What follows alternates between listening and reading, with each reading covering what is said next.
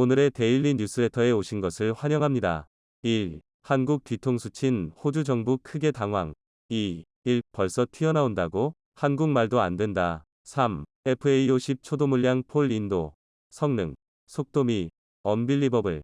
한번 진실을 알아봅시다. 한국의 K9 자주포를 대규모로 도입할 계획이었던 호주가 최근에 K9 도입 계약과 함께 장갑차 도입 사업 규모를 크게 축소하는 결정을 내리면서 논란이 일었습니다. 그러나 이러한 호주의 갑작스러운 정책들이 오히려 호주의 역풍으로 다가오고 있다는 이야기가 있습니다. 한화에어로스페이스의 K9 생산기지는 호주 질롱시에 위치하며 15만 m 부지에 3만 2천 m 방산 공장과 1.5km 길이의 주행 트랙, 사격장 등이 조성될 예정이었습니다. 호주 정부는 2년 전에 1조 원 규모의 1차 자주포 공급 계약을 체결하여 한화에어로스페이스와 협상을 진행하였고, 그 결과로 생산 공장을 해당 부지에 건설하는 절충교역 조건을 합의하였습니다.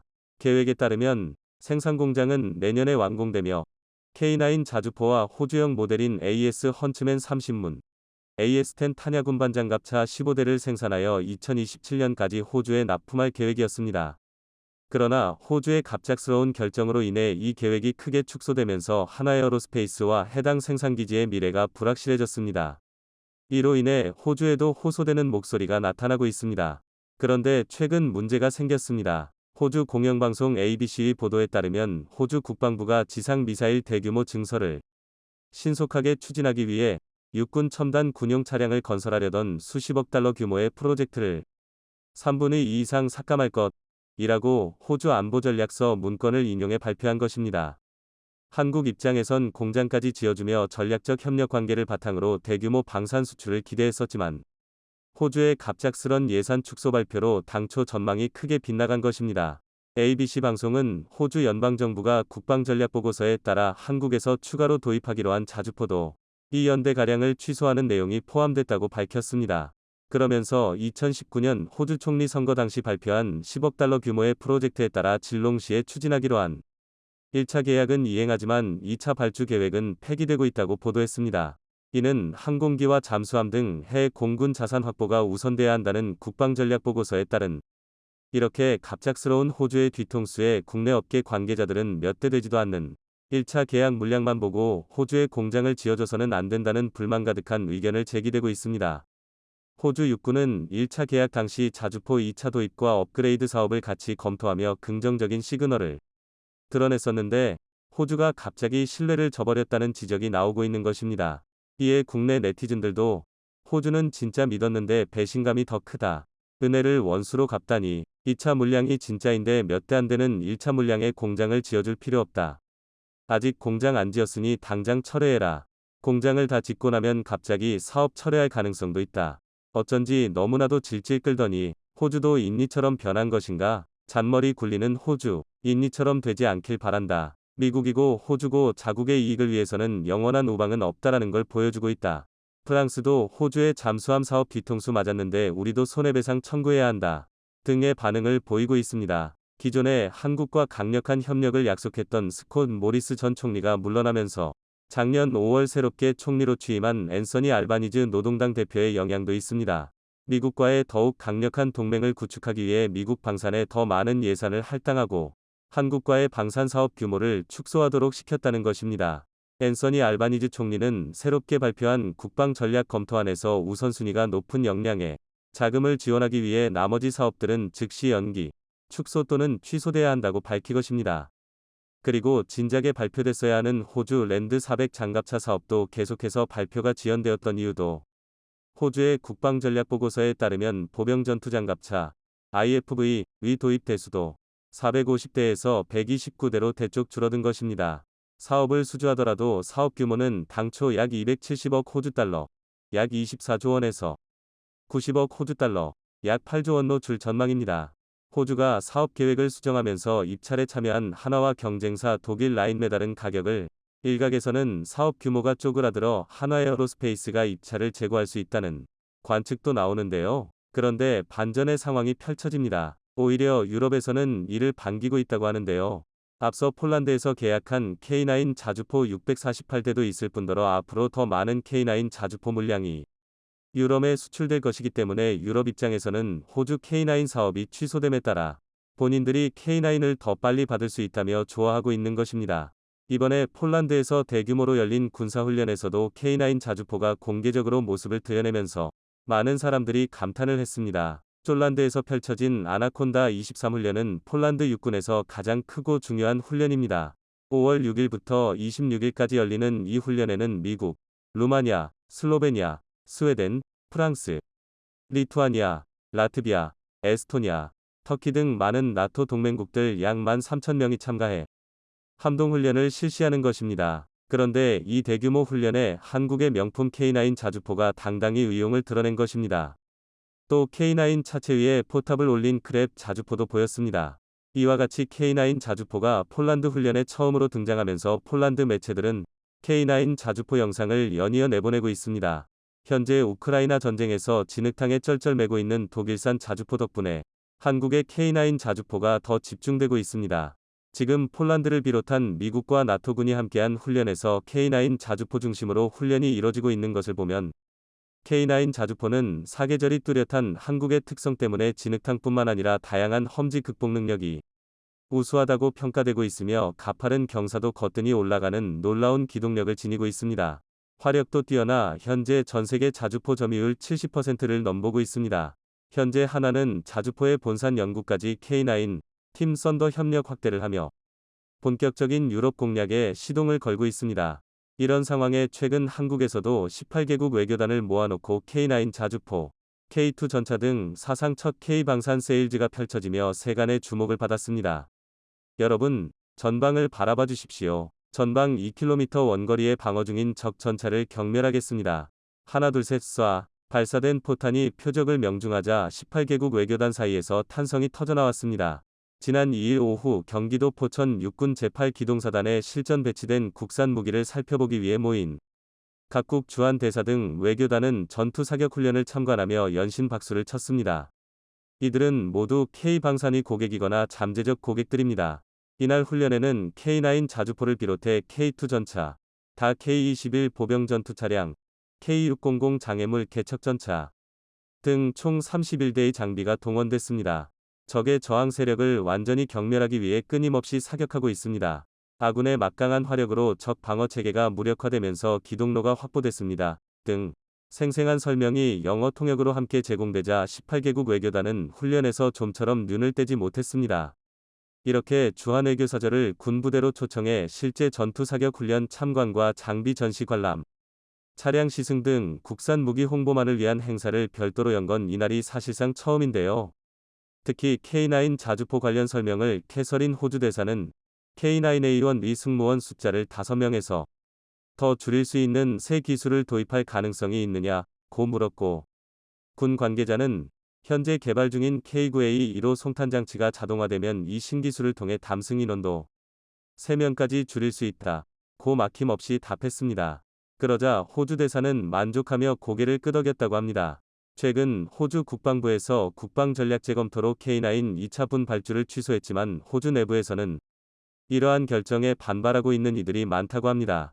때문에 일각에서는 이번 행사에서 호주 대사가 K9A2 개량에 공식적으로 관심을 드러낸 것을 통해 차후 호주에서 K9 도입 사업이 재개될 수도 있다는 뜻을 내비친 것으로 해석되고 있습니다.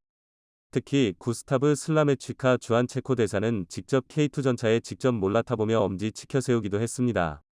그는 행사가 끝난 뒤 인터뷰에서 오늘 관람한 모든 무기는 효과적으로 보이고 매우 정확하고 빨랐다는 그는 우크라이나 전쟁과 여러 분쟁으로 갈수록 위험해지는 국제 정세에 대응해야 한다며 체코의 국방력 강화를 위해 고성능 무기의 주요 생산국인 한국을 잠재적 공급처로 보고 있다고 밝혔습니다. 작년에 한국, 체코 정부 관계자가 만나 원전 방위산업 수소 등 양국 간 협력 강화를 하기로 했었는데요. 이 자리에서 직접적으로 한국 무기를 원한다는 의향을 드러낸 것입니다. 그리고 최근 체코도 전쟁 상황에 맞춰서 국방비 규모를 지속적으로 확대하고 있는데요. 앞서 체코 국방장관도 한국 방산에 관심이 많다고 밝히며 곧 방한하겠다 밝히기도 했습니다. 야나 체르노호바 체코 국방장관은 최근 인터뷰에서 현재 체코는 폴란드와 유사한 지정학적 조건에 놓여 있고 군 전력 증강에 대한 여야 합의가 된 상황으로 예산도 있으며 폴란드처럼 구매 가능하다고 밝혔습니다. 그러면서 한국은 확실히 유럽의 매우 중요한 파트너가 될 것이라며 의미심장한 말을 남겼습니다. 그리고 지난달 폴란드와 마찬가지로 체코 장관들이 방한해 방산업체를 방문하기도 했는데요. 체코 장관들은 자국 트램 사업을 진행하며 한국 고속열차, 트램에 대해 알아보러 현대로템을 방문하러 왔다가 특히 K2 전차를 보고도 많은 관심을 보였다고 합니다. 이와 같이 민주주의의 무기고라는 찬사를 받는 한국의 방산은 제품 자체의 품질과 가격 경쟁력을 갖췄을 뿐 아니라 우크라이나 전쟁에 따른 국제 질서 재편 및 신냉전 구도와 맞물려 괄목할 만한 성장세를 보이고 있습니다. 한국 덕분에 유럽에서 막강한 국방력을 보유하게 된 폴란드를 비롯해 앞으로 루마니아, 체코, 영국 등 유럽 전역에서 러브콜이 쏟아질 것으로 전망됩니다. 폴란드에 수출할 경공격기 FA550F 캣필러의 형상이 처음 공개됐습니다. 군 당국에 따르면 한국항공우주산업은 폴란드 수출 1차분 FA550F의 품질 검사를 진행했다고 밝혔는데요. FA550F는 높은 선수금 지불 등 폴란드 측의 신속한 FA50 도입 의지에 따라 납품 간격을 메꾼다는 의미의 캣필러를 명칭으로 사용했습니다. FA550F 기체의 색상은 전체적으로 회색 바탕의 하부는 이보다 짙은 회색으로 돼 있는데요. 또 한 쌍의 주날개와 수직 꼬리날개엔 폴란드를 삼지하는 붉은색과 흰색 사각형 표식이 그려져 있습니다. FA550F는 주요 기능과 무장 능력이 TA50 블록 2와 유사하지만 기존 의성 위치 확인 시스템 체계의 상용 내장형 위성항법 장치가 적용됐다는 차이가 있는데요. FA550F에 이어 폴란드에 2차로 납품할 FA5PLN 폴란드 측 요구에 따라 공중급유 장비와 능동전자주사식 의상 배열 레이더, 외부 연료 탱크 300갤런, 머리 착용형 디스플레이 등 성능이 향상된 장비가 적용될 예정인데요. 무장으론 공대공 미사일 사이드와인더 위, 최신 버전인 AIM-9X, 타기팅 포드, 레이저 유도 폭탄 GBU-12 등 공대지 능력이 추가되는데요. KAI는 초도기 2대를 시작으로 연내 FA550F 12대 납품을 완료할 계획으로 또 2025년 11월 초도 2대를 시작으로 2028년 9월까지 FA5PL 36대의 납품을 마친다는 방침입니다. 폴란드 측은 앞서 KAI와 FA50 기종 48대 도입을 위한 4조 원대 계약을 맺었고 작년 11월까지 선수금 1조 2천억 원을 납입했습니다. 한국항공우주산업이 복좌형인 경공격기 FA50을 개조해 사촌격인 단자형 F50을 새로 제작해 미국 수출을 본격적으로 추진한다는 계획도 밝혔는데요. KAI는 이 단자형 F50을 토대로 현재 개발 중인 국산 초음속 4.5세대 전투기 KF-21 수출형 장접을 추가해 미국 해 공군이 진행 중인 고등전술인문기 구매 사업에 도전하게 됩니다. 제작해 미국 해 공군이 진행 중인 고등전술인문기 구매 사업에 도전하게 됩니다. 단자형 에토50은 과거에도 복자형 FA50과 별도 제작 기획안을 세웠으나 비용 등 문제로 포기된 바 있었는데요. 카이에 따르면 현재 복자형인 FA50의 후방석에 연료 탱크를 추가해 FA50 단자형 개발하기로 했으며 FA50 단자형은 연료 탱크 추가로 FA50 대비 작전 임무 반경이 25% 증가될 것으로 예상되는데요. 카이 측은 임무 반경 확대와 더불어 조종실 성능 개선 항공전자 비행 지역 개선 공대공공대지 미사일 성능 개량 수명 연장 등을 통해 수출 경쟁력을 향상시킬 것이라고 기대감을 표시했습니다. FA50 단주화형 사업은 내년부터 2028년 개발을 목표로 진행되는데요.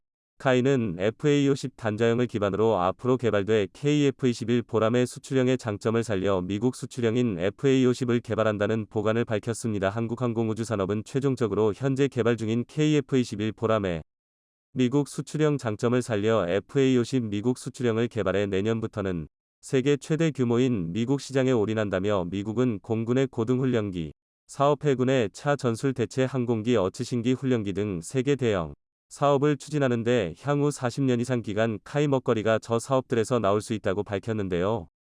카이는 이들 세계 사업을 통한 퀀텀 점프로 2050년 연매출 40조 원을 달성해 세계 7위권 항공우주 전문 기업으로 성장한다는 비전을 제시했습니다. 미 공군의 애 사업을 로키드 마틴과 카이 컨소시움이 따를 경우 최소 100대 최대 400대 고등 전술 인문기 200m 가상적기 인무기 200대까지 가능성이 있는데요.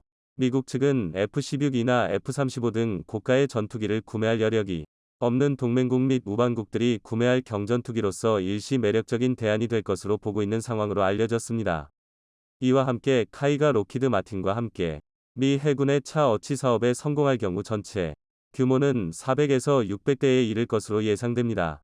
카이는 수출 확대를 위해 다양한 완제기 플랫폼을 개발한다는 보관으로 이 중에는 KF-21 수출형 TF-50 미국 수출형 수리용과 소형 모장헬기 수출 등이 대표적인데요. 이를 기반으로 미국 사업 수주에 총력전을 펴고 정부와도 긴밀한 협조 체제를 구축한다는 방침으로 한국항공우주산업은 이더 해에 말레이시아에 1조 2천억 원 규모의 국산 전투기를 수출한다고 밝혔습니다. 카이는 말레이시아 국방부와 국산 초음속 전투기 FA-50 18대 수출 계약을 체결했다고 깜짝 발표를 했는데요. 수출 금액은 9억 2천만 달러 1조 2천억 원으로 수출 기종은 공중급유 기능과 무장 확장 등 성능이 개량된 모델로 초도 납품은 2026년 진행될 예정입니다. 카이는 인도 테자스, 파키스탄 JF-17, 러시아 미그 35, 튜니티의 휴르제트 등 5개 디종과의 경쟁 끝에 FA-52 최종 낙찰됐다고 전했는데요.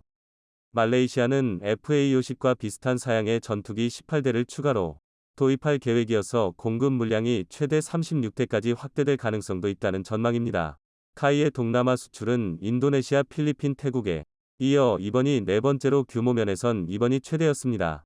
카이는 FA-50이 검증된 성능과 운용 효율성, 원활한 후속 지원 능력이 동남아 시장에서 높게 평가를 받아 군용 항공기를 도입하려는 인근 국가들에서도 최우선 기종으로 검토되고 있다고 설명했습니다.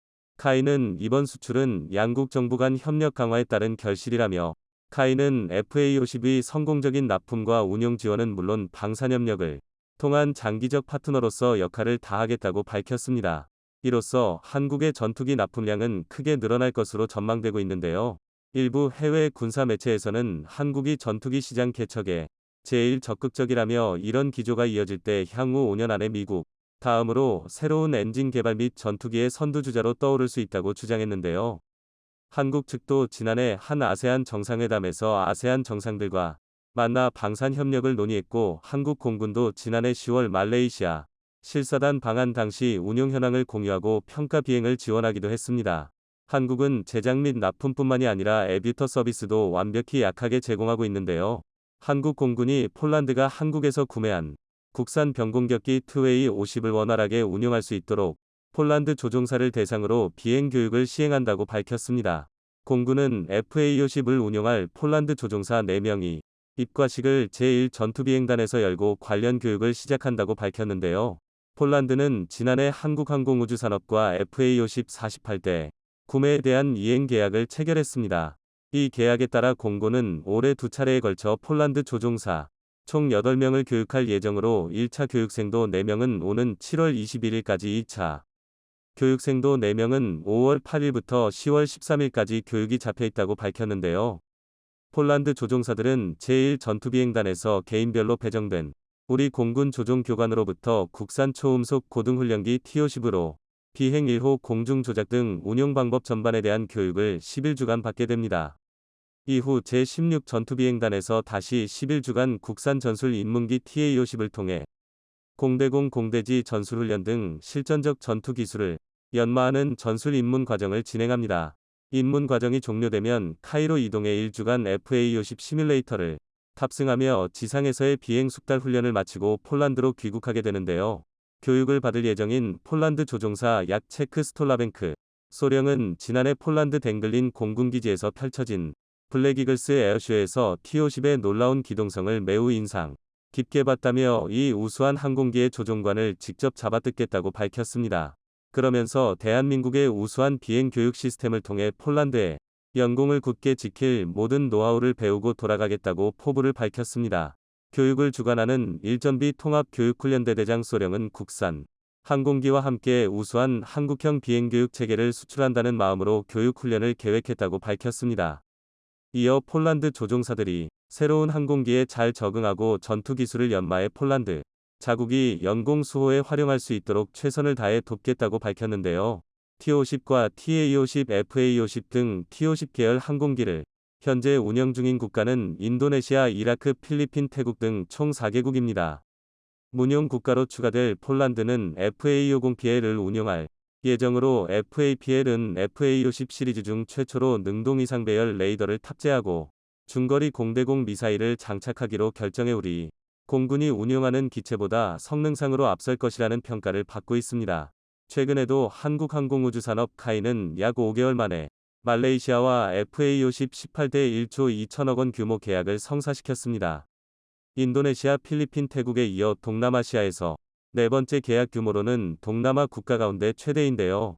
세계적으로 경전투기 수요가 늘어나는 가운데 FA50의 뛰어난 성능과 사후 관리 능력이 널리 인정받고 있는 것입니다. 카이는 이집트 시장을 공략하며 아프리카 진출도 노리고 있습니다.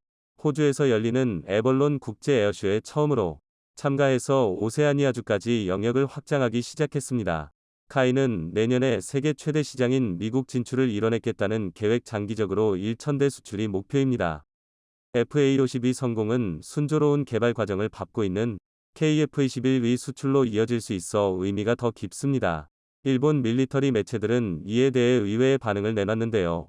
한국이 이렇게 빨리 전투기를 생산 및 납품까지 진행하는 것은 불가능의 영역으로 생각했다며 놀랍다는 반응을 보였습니다. 대한민국이 러시아에 제대로 한 방 먹였습니다. 더 정확히 말하자면 대한민국을 등에 업은 폴란드 때문에 러시아가 경기를 일으키고 있는데요. 실제로 폴란드의 부총리 겸 국방부 장관 마리우시 부아슈차크는 얼마 전 폴란드 남부에서 러시아 간첩단을 색출했다고 폭탄 발언을 내뱉었습니다. 폴란드에서 우크라이나로 향하는 무기와 탄약의 주요 환승 지점을 공격하려던 러시아 특수부대를 조기에 적발하고 박살낸 건데요. 게다가 폴란드는 이를 명분으로 삼아 자국의 수호를 위해서라도 우크라이나에 반드시 전투기를 지원하겠다고 러시아를 윽박질렀습니다. 우크라이나 전쟁이 발발하기 전 폴란드를 생각하면 상상조차 할 수 없을 고압적인 자세인데요. 군사 전문가들은 이토록 폴란드의 영향력이 강력해진 이유로 대한민국의 무기 체계를 꼽았습니다. 아닌 게 아니라 최근 대한민국은 또 한 번 전 세계를 경악하게 만들 속도로 FA50 폴란드 인도 일정을 공개했습니다.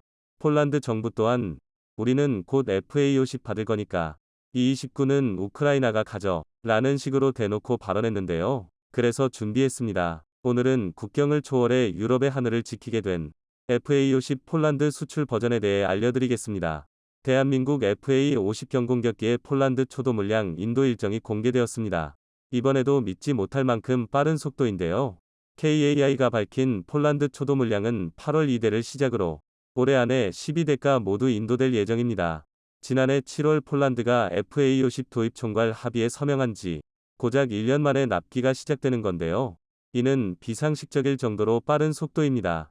오죽하면 FA50과 동일한 4세대 전투기이자 폴란드가 추가 도입을 논의 중인 F-16은 제작사인 로키드 마틴 측에서 아무리 급하다 해도 2020년 후반은 되어야 초도 물량 인도가 가능하다고 난색을 보이고 있는데요.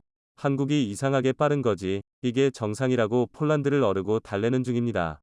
반면 대한민국은 아예 보란듯이 품질 검사까지 마친 폴란드용 FA50을 공개해버리면서 압도적인 수준 차이를 증명하고 있습니다.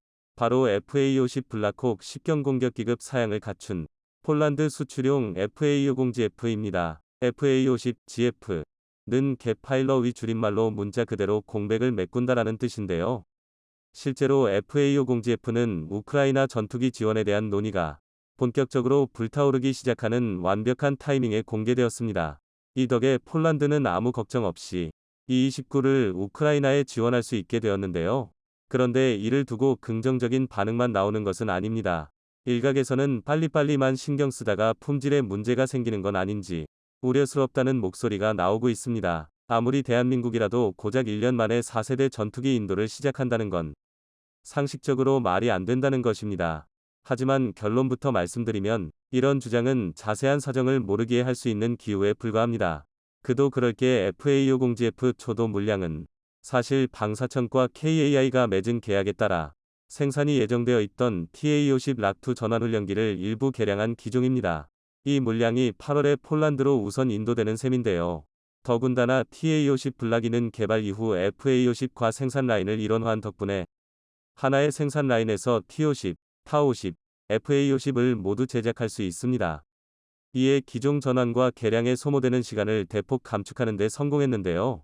이외에도 대한민국 KAI만이 보유한 대형 로봇 드릴링 시스템 LRDS와 자동 조립 장치 FASS 등 독자적인 자동화 설비도 전투기 제작 기간을 극단적으로 단축시킬 수 있었던 결정적 요인이었습니다. 즉, 대한민국의 시선에서는 우리가 빠른 게 아니라 다른 나라들이 유독 느린 것뿐입니다. 게다가 FA550GF는 앞서 말한 것처럼 우리 공군이 전환훈련기로 사용하는 TA-50 락2를 개량해 제작한 만큼 성능 면에서도 상당히 월등합니다. 진화하는 전투기를 모토로 삼은 만큼 FA-52 계보는 상당히 복잡한 편이지만 그 뿌리에는 대한민국 최초의 초음속 고등훈련기 T-50이 있는데요. 그렇기 때문에 FA-50 계열 전투기는 외형으로는 거의 구분이 어려울 만큼 비슷합니다.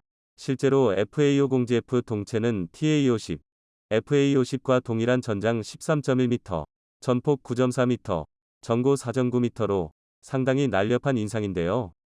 주 무장은 아직 확정되지 않았지만 TA-50 락2를 기반으로 한 만큼 GD-A-50 20mm 기관포, AGM-65 매버릭 공대지 유도 미사일, JDAM 유도폭탄 등 폭넓은 무기체계를 탑재할 수 있습니다. 하지만 여기서 끝이라면 굳이 FA-50GF라는 새로운 이름을 부여받았을 리 없죠. FA-50GF는 FA-50 블락 10위 스나이퍼 타겟팅 포드, 일명 ATP를 추가로 탑재했는데요.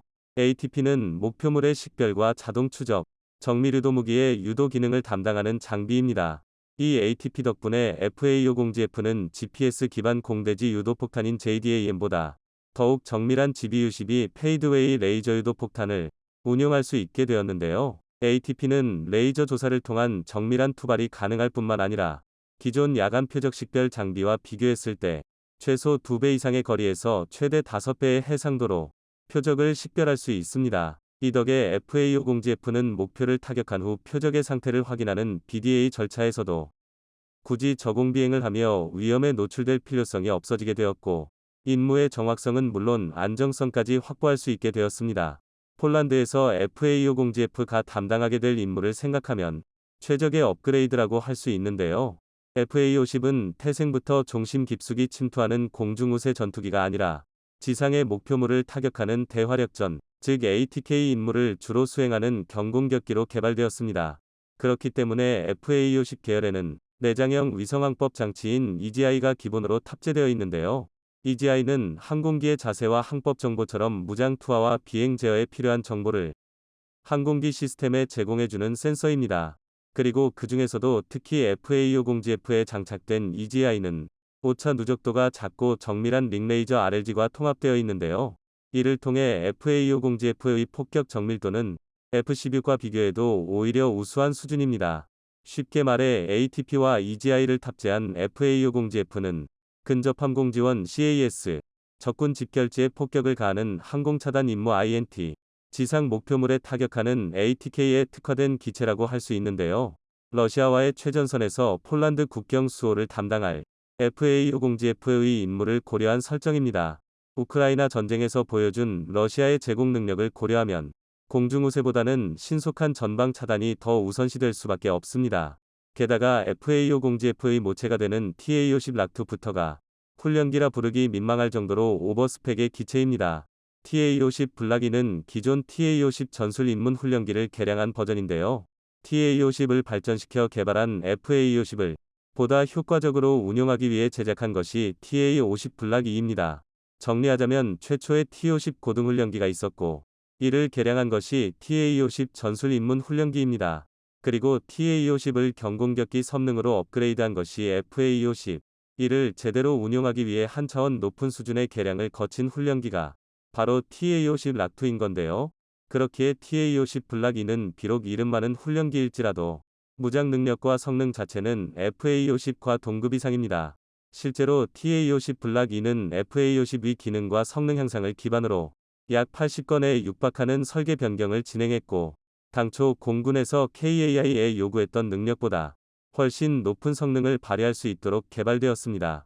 그 결과 TA-50 블락2는 적의 유도미사일이나 전파를 탐지할 수 있는 레이더 경보 수신기 RWR과 전자방해책 투발장치인 CMDS 등의 전자전 장비가 추가되었고, 야간 임무 수행이 가능하도록 MVIS도 갖추고 있는데요. 또한 FA-50과 동일한 이스라엘 J2L M203이 기계식 레이더가 장착되어 100km 급 탐지 범위를 기본으로 갖추고 있습니다. 이쯤이면 말만 훈련기지, 왜 오버스펙이라고 하는지 납득이 가실 텐데요. 그런데 심지어 폴란드가 대한민국과 계약한 FA50 물량은 총 48대로 12대의 FA50GF는 그저 급한 불을 끄기 위한 선봉대에 불과합니다. 폴란드의 하늘을 수호할 진짜 본대는 바로 2025년부터 36대 인도가 계획되어 있는 FA50PL입니다. FA50PL부터는 지상 화력 지원뿐만 아니라 본격적인 제공권 확보에도 투입될 수 있는 스펙인데요. 경공격기로서의 FA50은 주 임무가 지상 표적 타격이기 때문에 펀치력은 좋아도 리치가 짧다는 특징이 있습니다. 기체가 작은 탓에 함속 거리가 짧고 상대적으로 공대공 능력이 부족한데요. 물론 대한민국처럼 하이미들 로우 믹스 체제를 운용하며 하이엔드급 전투기를 다수 보유한 국가라면 이게 큰 문제가 아닙니다. 하지만 폴란드처럼 KF-21, F-35 수준의 고성능 전투기가 부족하다면 FA-50이 다방면에서 여러 역할을 할 수 있어야 고성능 함공기의 업무량을 감소시킬 수 있습니다. FA-50PL은 이런 문제를 해소하기 위해 FA-50 블락 22 성능을 갖출 예정인데요.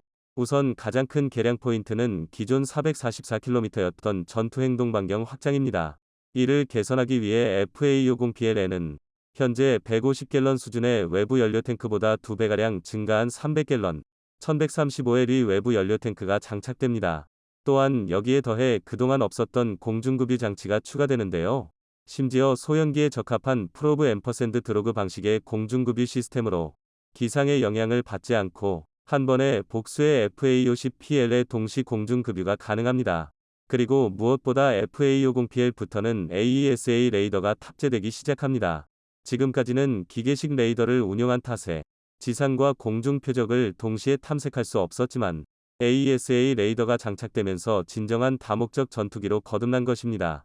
게다가 AESA 레이더를 탑재하면서 이전까지 AIM-9 사이드와인더 단거리 공대공 미사일을 통한 최소한의 자체 방어만 가능했던 FA-52, AIM-120 암램 공대공 미사일 등 중거리 무장체계 운용이 가능해졌고 BVR 능력을 확보하게 되었는데요. 한마디로 FA-50PL은 외견만 비슷할 뿐 FA-50과는 차원이 다른 전투기로 재탄생했다 해도 과언이 아닙니다.